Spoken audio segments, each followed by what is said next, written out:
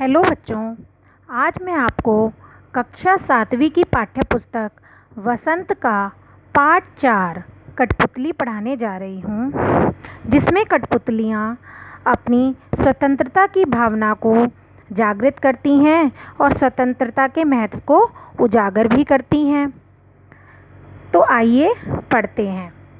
कठपुतली गुस्से से उबली, बोली, ये धागे क्यों हैं मेरे पीछे आगे?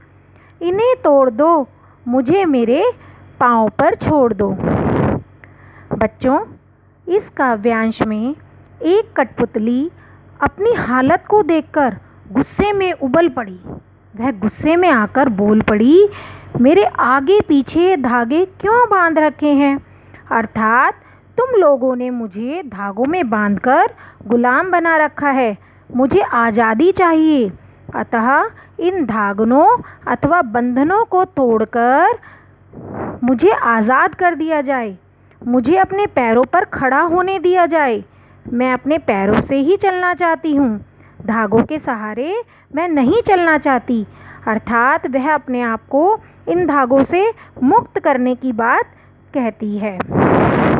सुनकर बोली और कठपुतलियाँ कि हाँ, बहुत दिन हुए हमें अपने मन के छंद छुए। मगर पहली कठपुतली सोचने लगी, ये कैसी इच्छा मेरे मन में जगी। प्रस्तुत कविता में भवानी प्रसाद मिश्र जी कठपुतलियों की बात बताकर उनके मन के भाव बताना चाहते हैं। उनके मन में आई स्वतंत्रता की भावना को जागृत कर अपनी बात को कहने में उन्हें समर्थ बताते हैं।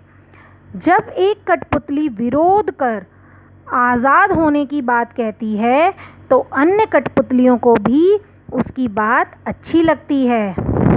वे भी बंधन तोड़कर स्वतंत्र होना चाहती हैं। अन्य कठपुतलियाँ भी कहने लगती हैं, हमें भी अपने मन की इच्छा को प्रकट किए हुए बहुत दिन हो गए। अर्थात हम भी काफ़ी समय से पराधीनता का जीवन जी रही हैं। हम भी स्वतंत्र होना चाहती हैं।